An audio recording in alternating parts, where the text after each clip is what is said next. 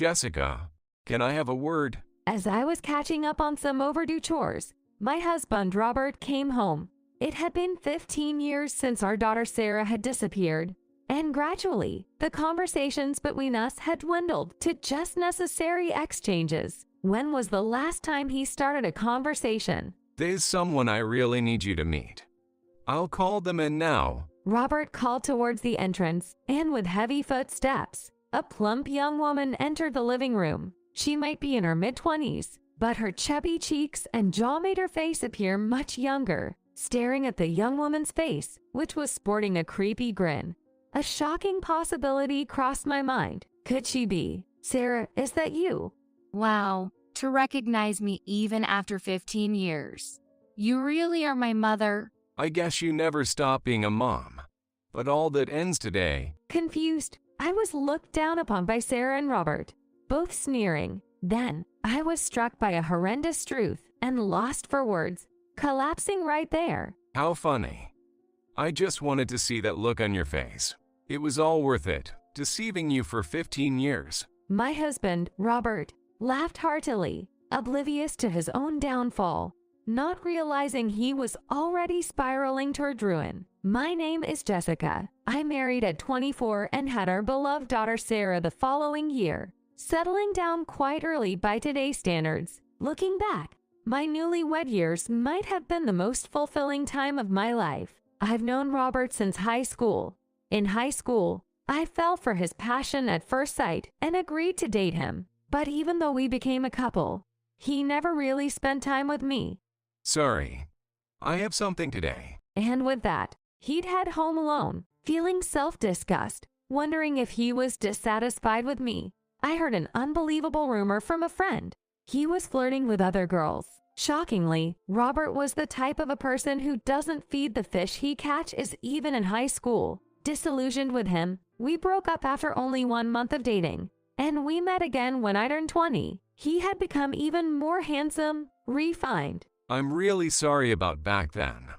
I've changed. Can we start over, just as friends? His sincere attitude touched me. Our friendship resumed, and 4 years later, we were happily married. Our daughter Sarah, strongly inheriting his traits, was already a striking beauty in kindergarten.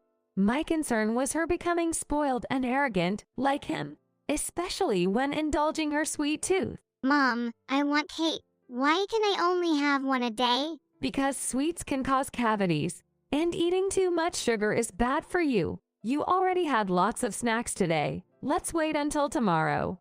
Mom's being stingy. Hey Dad, listen. Mom's being mean. Come on.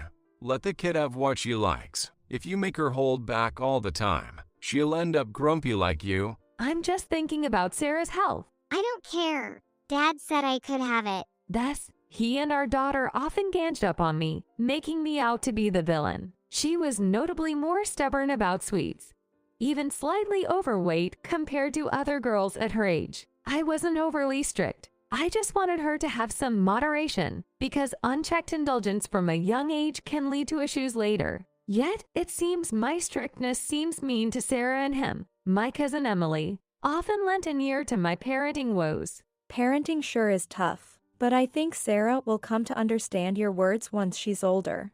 Emily, who is 2 years older than me, is quite a privileged person in my opinion. She is what is called talented and beautiful, and even to me as a woman, she boasts dazzling good looks. She attended a top-level university and now works in public relations at her father's company. A truly successful life. I'll talk to Sarah next time I see her. She's pretty open with me, you know. I'm sorry to ask, but could you?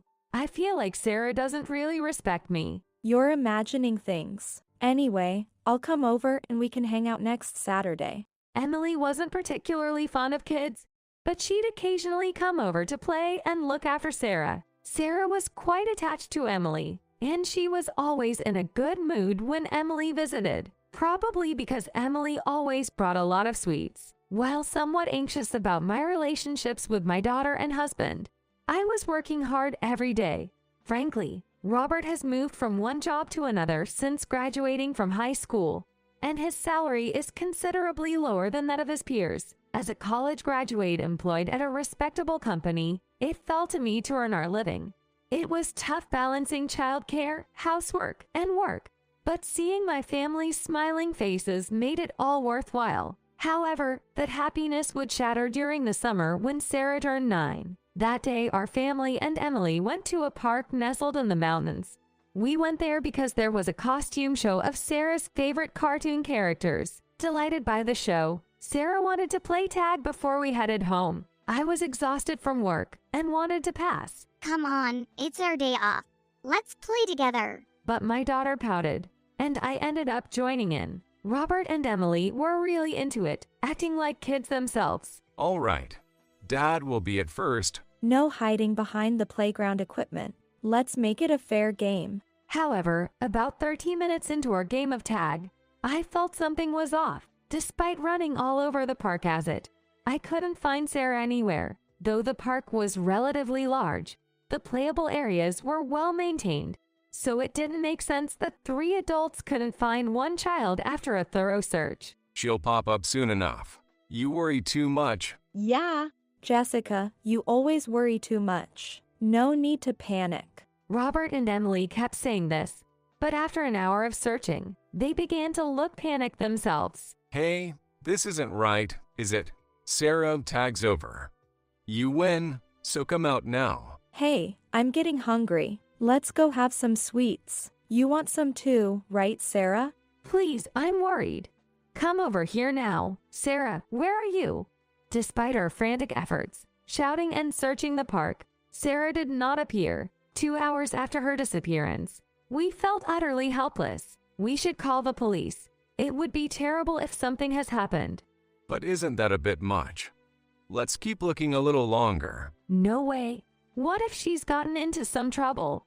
Ignoring my husband's objections, I called the police. Initially, the police took a casual approach, but seeing my earnest expression and desperate tone, they started a thorough search. It's okay. Remember how Sarah sometimes plays pranks to surprise you, Jessica? It's probably just that this time.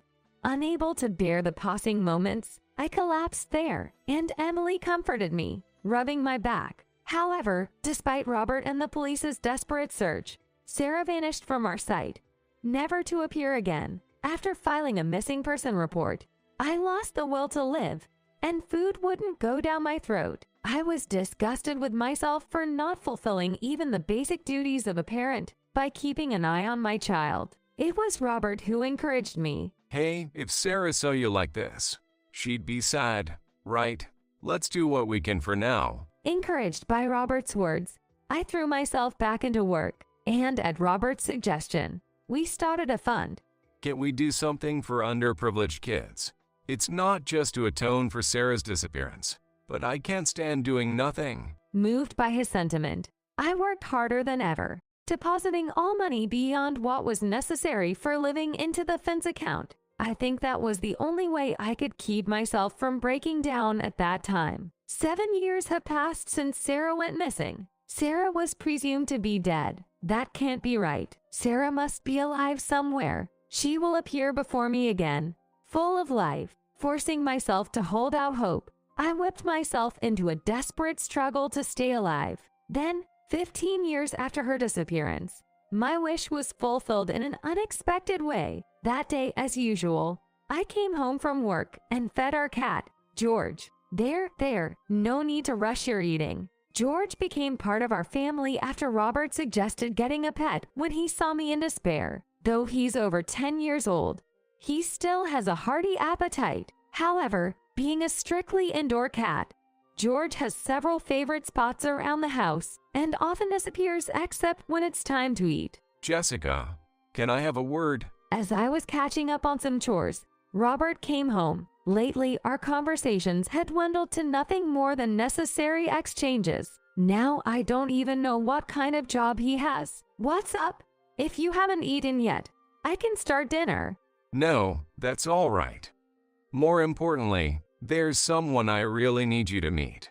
I'll call them in now. Just as I was about to do something wife-like, Robert called towards the entrance. Entering the living room with heavy footsteps was a plump young woman. She might be in her mid-20s, but her chubby cheeks and jaw made her face look younger. Looking closely at the young woman's face, which bore an unsettling grin, a shocking possibility crossed my mind. It couldn't be. No, there's no reason to deny it. If that's the case, she is. Sarah, is that you?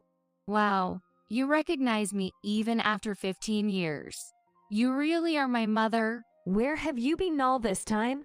Come, let me see your face closer. Perhaps due to the long absence, I couldn't feel the reality of Sarah's presence. She might even be an illusion, driven by a desire to dispel this fear and a longing to never let go again. I moved to embrace her, but Sarah stepped back. What? You think this is a tearful reunion? Stop, it's creepy. Don't come any closer. She showed her palm to me, signaling rejection. Even though I had just reunited with my daughter after 15 years, not being allowed to come closer left me bewildered. Completely confused, I sat down. Hey, what's going on here? I get that this girl is Sarah, but why is she acting like this? I asked Robert for an explanation as he looked down at me with a smug smile. Then, pointing at me, he burst out laughing. How funny. Yes, that's the face I wanted to see. Sarah, how about it? Isn't the troubled face of the woman who's been a pain to you the best? I've never seen such a foolish expression. Acting all motherly, always so strict. I really didn't want to come, but I'm glad I did what Dad said. Laughing just like her father, Sarah jiggled her obese frame. Even though they were mocking me, I still thought to myself that they really were father and daughter. Then, I heard the front door open. Entering the living room was Emily, who looked just as beautiful as she did when she was younger. Oh, you've already met. Yep, that's the dumb face I expected. Oh boy, it was worth deceiving you all this time. So, are we done clearing the air? Not yet. Hey, did you bring what I asked for? Yes, this right? Honestly, I don't know how you can drink something so sweet. Emily said this as she handed Sarah a bottle of high-calorie soda, known for its sweetness. Seeing this all-too-natural interaction, I felt something was off. Wait a minute. Have you all been in on this together to deceive me? Finally caught on. Yes, the disappearance 15 years ago was all staged by us.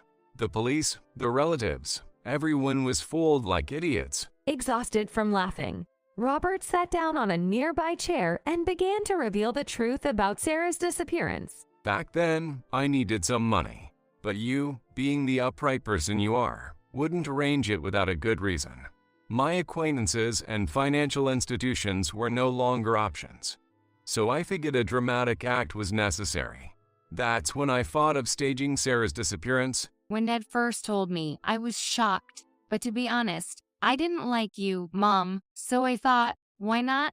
I didn't have many friends anyway, and starting a new life seemed like a possibility. That's when the proposal came to me. Helping out meant getting paid, and more importantly, I was happy to become closer to Robert. On top of that, Sarah was quite fond of me, unlike you. With Sarah, who was dissatisfied with me, and Emily, who had taken a liking to Robert, they made up the story of Sarah's disappearance during a game of tag that day. The goal was to plunge me into despair, impay my judgment, and draw out the money. So that fun was. All the money you deposited came straight to us.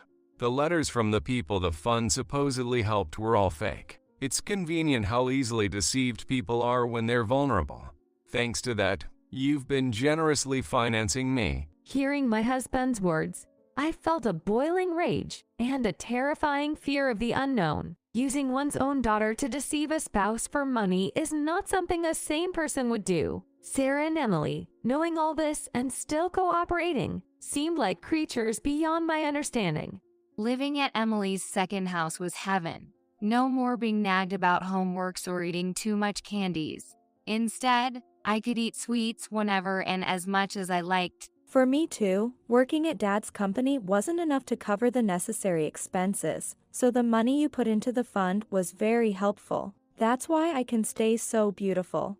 Sarah and Emily lived together due to their mutual interests, but it seems they didn't have any major conflicts. Emily's second house was much larger than ours, and it was good that they didn't have to see each other unless necessary. But you're supposed to be dead. What about school and all that? Who needs school? You might not know this, being naive, but there are people in the world who will sell you someone else's background for the right price. When Sarah wanted to try attending high school and university, that's exactly what she did, posing as someone else. Well, I never finished any schools. If it were you, you'd probably force me to go for my future, right? Emily would never do that.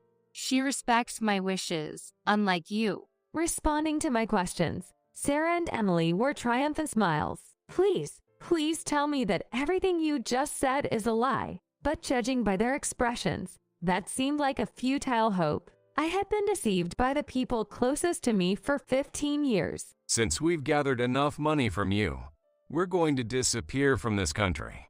We're off to gamble at casinos abroad, and then live a life of leisure. How about that for a life plan? Seeing your foolish face has been the highlight. Bye. Loser. Thinking I'll never have to see you again really clears my head. You deserve to live alone. As my strength left me in shock, Robert and the others left our home, knowing their scheme. I hurriedly made a call to a certain place. Then, turning to my cat George, I spoke. Let's show them. 2 hours later, a call came in on my smartphone from Robert. Tapping the screen, I heard Robert's voice in a desperate tone. Did you send the cops after us? Yes, I did. After such a blatant confession of your crimes, it would be ridiculous not to report you. There's no way the police would act so quickly without evidence in your story. Normally, that would be true, but I have some evidence.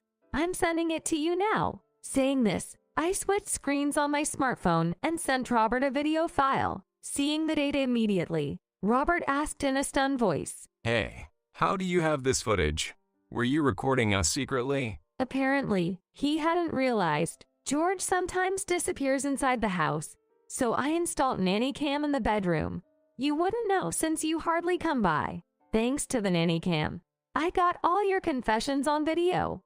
With this evidence, I reported that people involved in forging passports were heading to the airport, prompting the police to act. Robert had mentioned they were headed abroad, which would definitely require passports. However, since Sarah was legally deceased, her passport would have to be a fake. Anticipating their next move to commit a crime, I assumed the police would intervene. I'll also make sure you pay for embezzling the Finn's money. I wonder how long you'll end up living in prison. Damn it, stop joking around. Shit, the cops are here. Hey, both of you, let's run.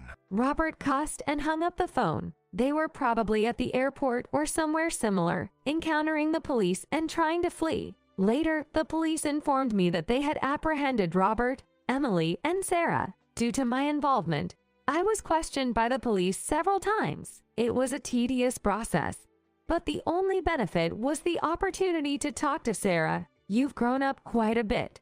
It doesn't matter if I'm overweight. Like Emily, I can just get liposuction or plastic surgery to look pretty quickly. So that was your mindset. But you should take care of your health. It could get serious eventually. What? Don't start playing mom now. Seeing Sarah's displeasure, I ended the visit without further conversation. Later in the trial, Robert and Emily received prison sentences. Emily, having been disowned by her wealthy parents, faced a tough life after release. Robert lost all his assets due to my alimony and damages. What kind of life he would lead after losing his job was no longer my concern. And as I had predicted, a serious blood disorder was found in Sarah, eating sweets indiscriminately to the point of gaining that much weight. Even someone in their 20s was at a high risk of disease. Whether or not she could start over while dealing with her illness depended on Sarah's efforts. Still, I can't just abandon her. Knowing Sarah's situation, I decided to support her treatment costs and watch over her quietly. She had deceived me for 15 years, but I still couldn't easily sever the parent-child bond. However, Sarah despised me, so she might refuse if she knew I was supporting her openly. It would be much better if she didn't know. Yet, my plan didn't go as intended in a good way. One day after work, I received a call from an unknown number on my smartphone. Hello, who is this? The voice on the other end was hesitant and poorly articulated. Mom, thanks for the treatment costs. And I'm really sorry for everything up to now.